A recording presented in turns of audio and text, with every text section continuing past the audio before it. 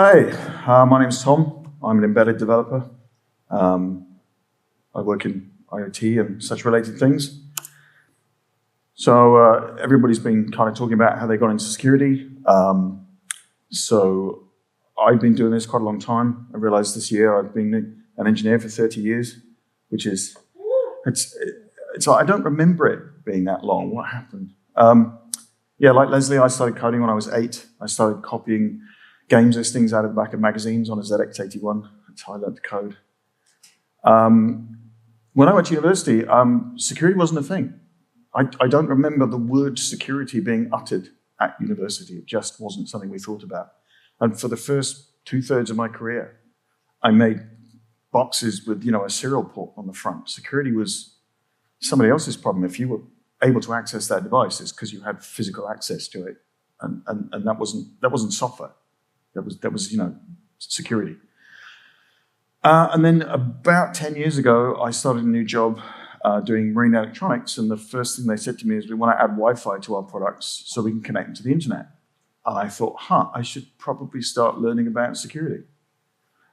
So I started reading blogs, and then I found out about ISIC and OWASP talks and podcasts, and then I started coming to KiwiCon and Chicon and learning all about security, but it wasn't part of my job. It was kind of a hobby. I did try to get it into my job, but I remember once talking about security at one job, and a product manager said to me, but why would anyone want to hack our products?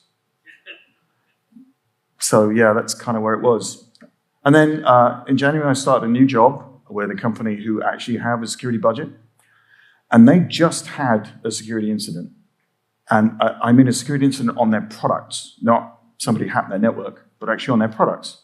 So I got joined one of these meetings, and they started talking about things like, hard-coded passwords and command injection and secure boot and encryption at rest and chain of trust. And I thought, wait, I know what this stuff is. I've read talks on this and seen articles and kind of know what people are talking about. So I kind of joined in and explained what we need to do to fix these issues and how we needed to set up secure encryption, all those kind of things. And a few days later, management came to me and said, would you like to take on responsibility for the security of our embedded products? I said, okay. And so I got a title change and then a promotion and a pay rise. And now security is part of my job. So I never thought, this would happen, but sometimes it does. So there you go. I kind of fell into it by accident. Right, so what I'm going to talk about, well, as I said, my new employer has a budget for security, which means we can actually pay for tools. The idea of shifting left is when you're writing code, you want to find out as soon as possible that there's an issue with the code, and you use tools to help you do that. So we've got some static analysis tools, static code analysis, dependency management, and then device scanning. Now, before I get into that, I just want to mention that when you're doing embedded devices, devices running embedded Linux, you tend to use Yocto. Yocto is basically a build system, but it allows you to build for custom hardware, and it effectively allows you to set up your own Linux distro. If you're making an embedded device, you really don't need a browser or a chess game or whatever it is that Linux includes by default. You can customize it, you can shrink it down, you can make it your own. And what I really want is for these automated tools to recognize Yocto builds, because that way it makes it extremely simple to set these tools up. So that's kind of my gold standard. So how was I going to sort of test out these tools and show them to you? I can't show you my source code. That's my company's source code, and I'd have to make them sign an NDA or something. But there are some existing open source vulnerable projects that people have created for hackathons and demos and those kind of things. These are the 4 I found. These are listed in chronological order.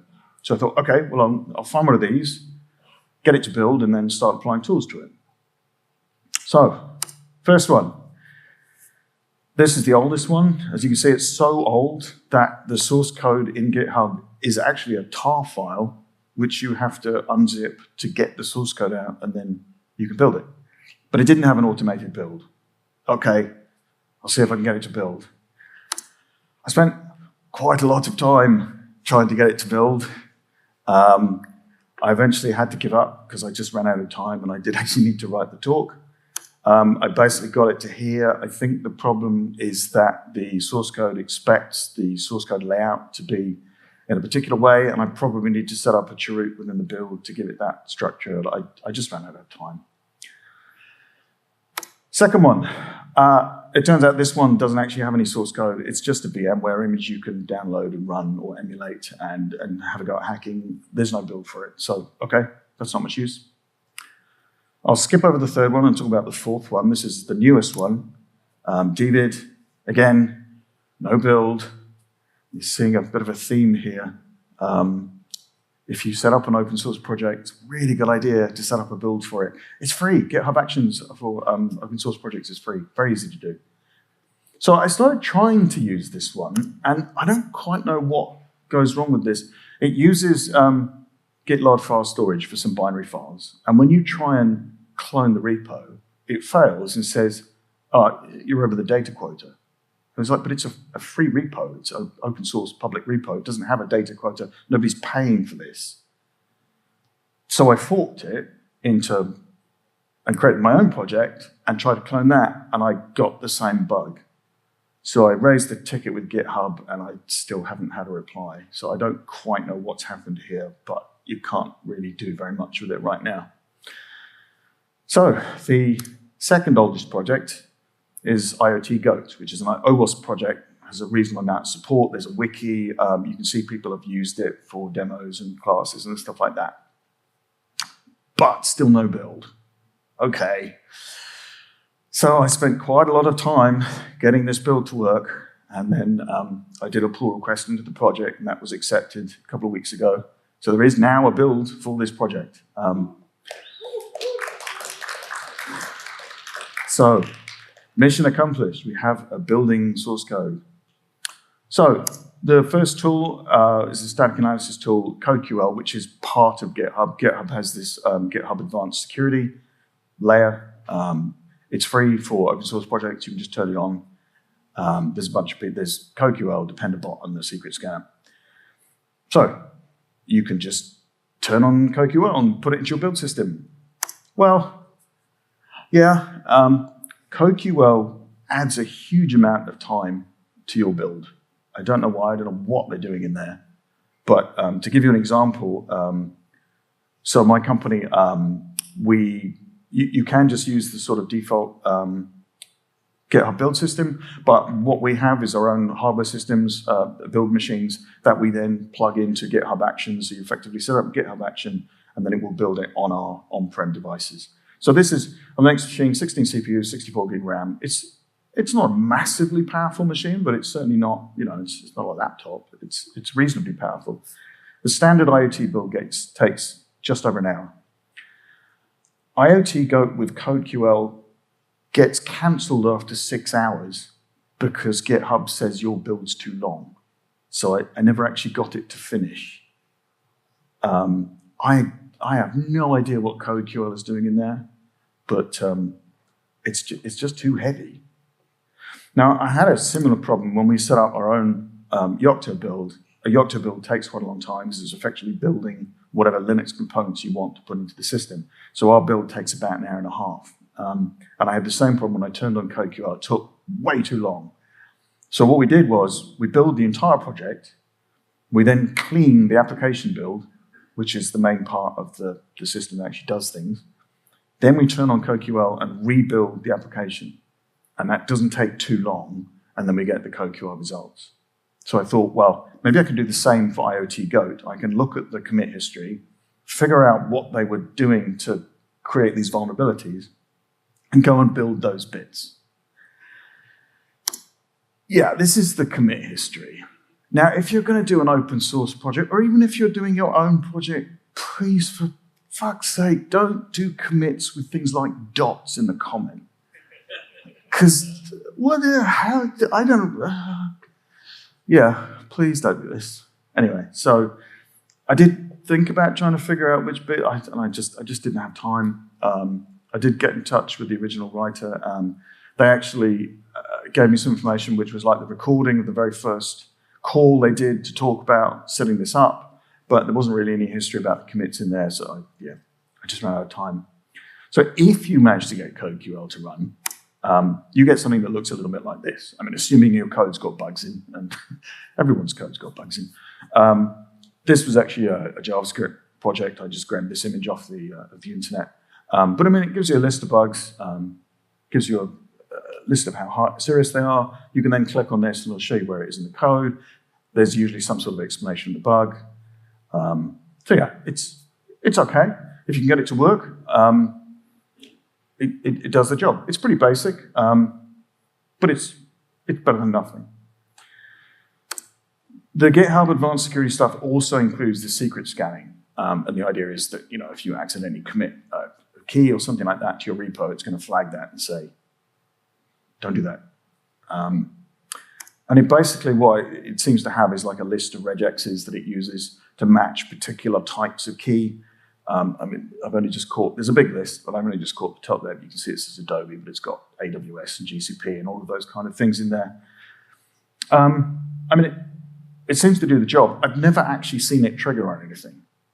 Now, our code base doesn't have things like AWS keys, so I guess it's just not finding anything that would trigger off. But we do have a few salts. We've got an elastic key in our application that it doesn't seem to spot. I'm guessing there's no rule for elastic keys. So it's kind of, again, better to have it than not, but I've never really found it particularly good at actually finding secrets that you'll keep in your code.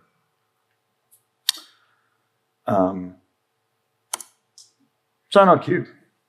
SonarQube's pretty widely used. It's also got multiple variations, so there's a cloud version you can use, an on-prem server.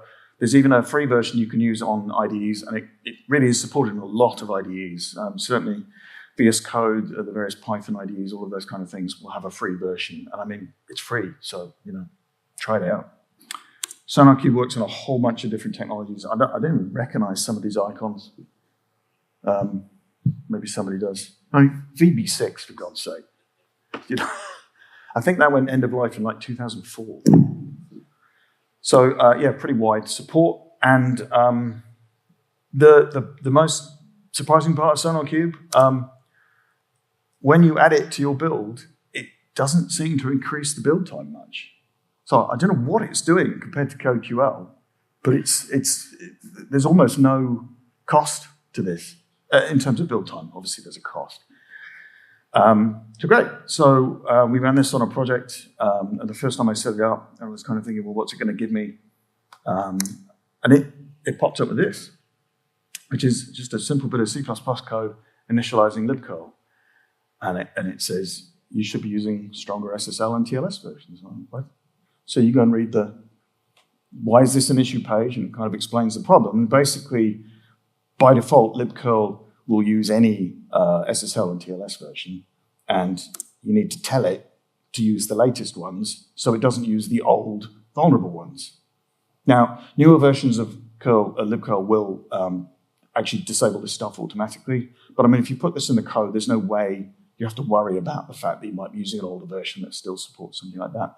But I mean, that's a pretty good warning, It's valid. I mean, even if I had a version of curl that didn't default to using these, expressly putting it in the code, no bad thing. So yeah, SonarQube looks a little bit like this. It basically breaks things down into bugs, vulnerabilities, security hotspots, code smells, and duplication. Bugs, vulnerabilities, security hotspots, all pretty good. The code smells get a little bit annoying. So when you run a pull request, you end up with something like this.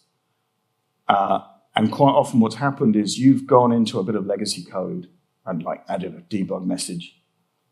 And SonarQube's going, oh, you touched that code. That function's way too big and it's got far too many if statements in and you need to fix it. And so it flags that and then you fail the pull request. Which I understand what they're trying to do, but sometimes when you just want to add a debug message, you don't want to have to rewrite some 5-year-old code just to get it to pass. So we've actually found we have to kind of down-tune the code smell stuff a bit.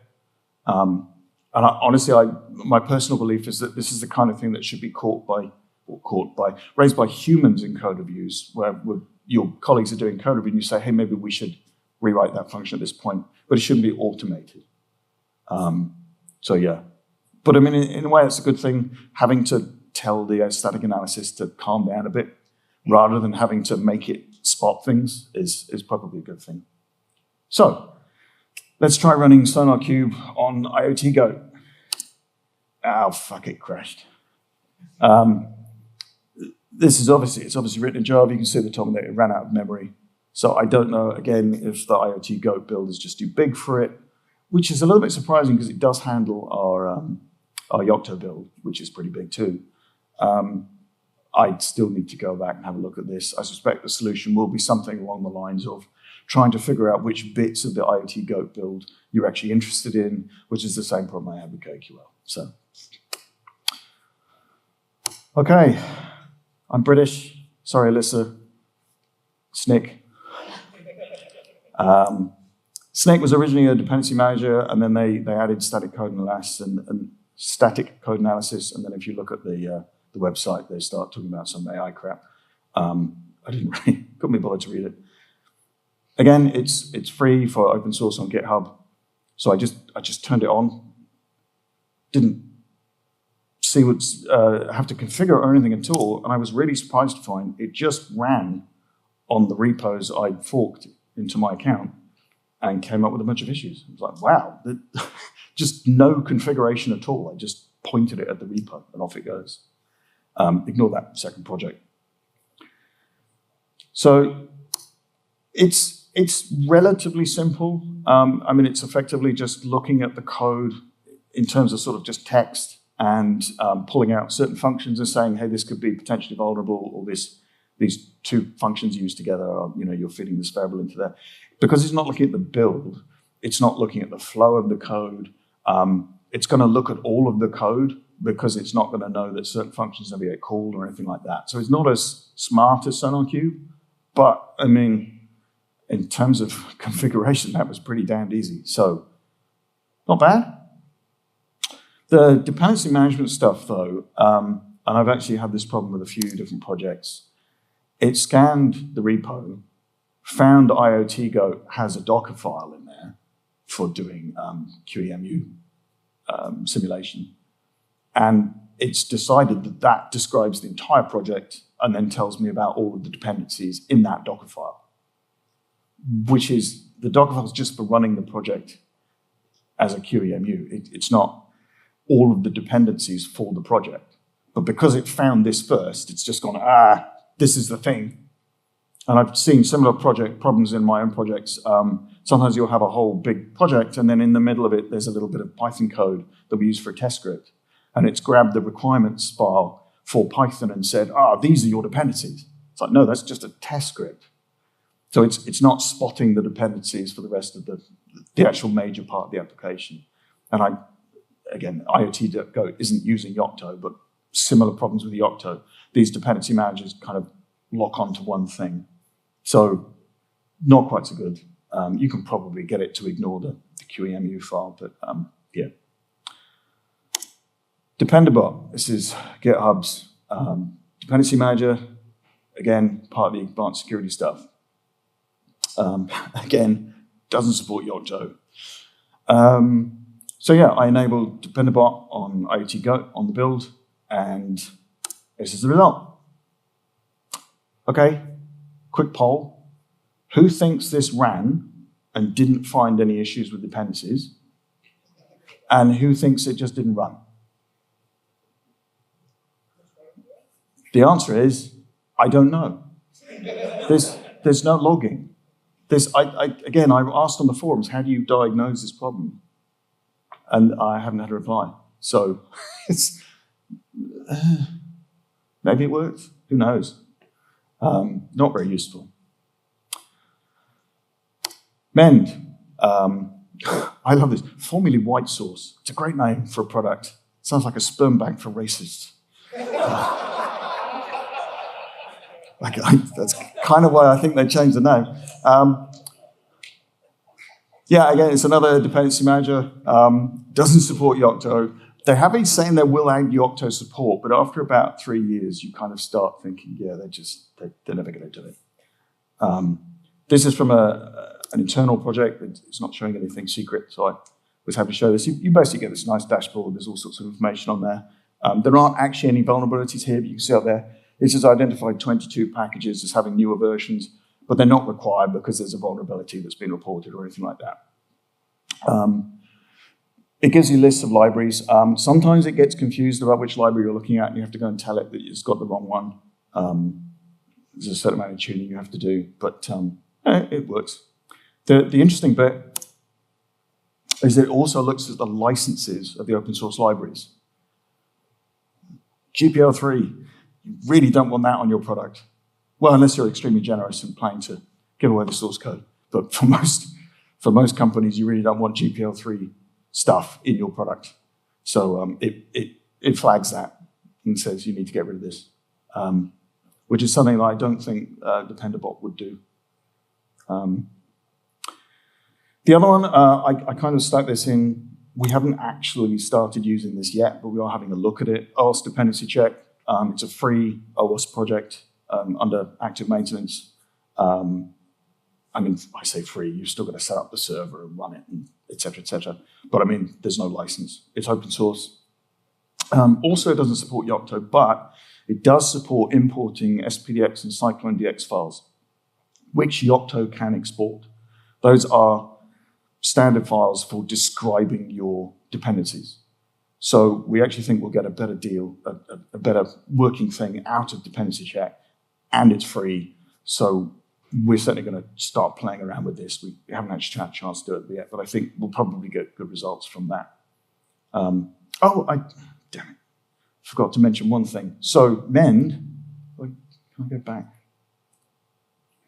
The other odd thing about Mend is, standard development model, you're using Git, usually, create a branch, make your changes, create a pull request, and the pull request then gets built and checked. What you kind of want from your dependency manager is for it to check that new build and say, oh, you've added a vulnerability. You've added a new version of, you've added a dependency on a library which has a vulnerability. You need to do something about that. Either upgrade the library or don't use it or something like that. Mend doesn't understand branching. It's kind of annoying, considering it's a tool for developers. So yeah, and that is something that OWASP dependency check does support. So yeah, I find it a bit weird that Mend doesn't do that. Anyway, last but not least is Nessus. Now, Nessus is actually an endpoint scanner. I'm sure a lot of you who work in security will recognize it. There's a number of tools that do the same thing. It's not designed to do IoT scanning, but because our IT department already paid for this, I can very easily get a license for it and try it out. What you do, you set up the Nessus scanner, create a scan for everything, give it the IP address of the device you want to scan, and then you give it an SSH account and a password or certificate so it can get into the device. And effectively then what Nessus does is it scans the outside of the device, but it also logs in and scans it from the inside to see what the setup is. So I ran this on a product I've been working on for a couple of years, which I thought was reasonably secure. It comes up with 3 mediums. Okay, fair enough. Have a quick look at those. Firstly, port forwarding still enabled. Really don't need this on an embedded Linux device unless you're a router. Okay, cool, let's turn it off. So it's not the device itself that's vulnerable, but it could be used for onward attacks. NTP, again, has a reflection mode that could be used for, I don't know, DDoS or something like that. So again, relatively simple to fix. You can go in and reconfigure NTP to turn off this mode. In fact, while I was doing this, I realized that systemd also has an NTP client, and we were running both.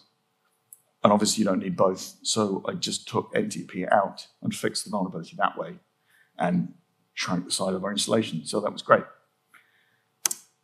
And then also there was an SSH bug. Basically one of the SSH algorithms has a weakness in it. You can basically just go and reconfigure SSH to say, don't use this algorithm. All good. Point is that this kind of stuff wasn't going to be detected by static code analysis. The SSH one might be detected by dependency manager because it might say there's a potential vulnerability in this version of SSH. Don't know. But the point is that Nessus is finding stuff that otherwise may not be spotted.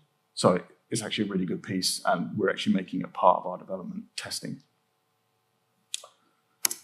So, conclusion. The static analysis, the CodeQL stuff, and secret scanning, I mean, they're pretty basic. CodeQL does seem to take up an enormous amount of build time and effort. I'm not quite sure what that's about, but they work. SonarQube, I think, is the best, certainly the best I've seen. I haven't tried out every single product, but it can be kind of fiddly to set up. Snyk, very easy to set up, but again, quite basic. Still better than nothing. Dependency managers, none of these work with Yocto. Dependabot doesn't seem to have any logging, so it's very difficult to figure out why it didn't work. Mend also has that ability to look at your open source licenses, but doesn't work with Yocto. And then OWASP Dependency Manager, we still need to try it out. And then finally, defense scanning, as I said, Nessus, good. The funny thing about Nessus, though, is, as I said, it's not sold as a product to do testing on a single device. When you buy a Nessus license, you're buying a license to like scan your entire company's server network. So it's pretty expensive.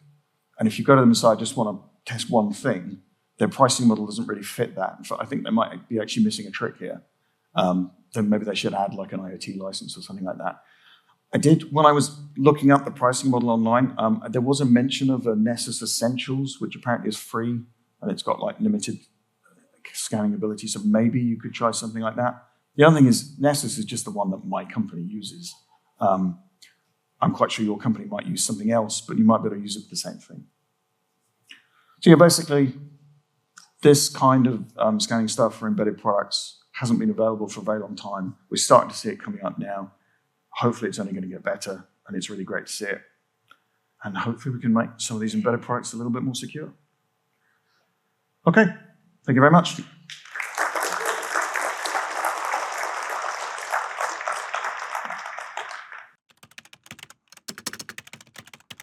Busted.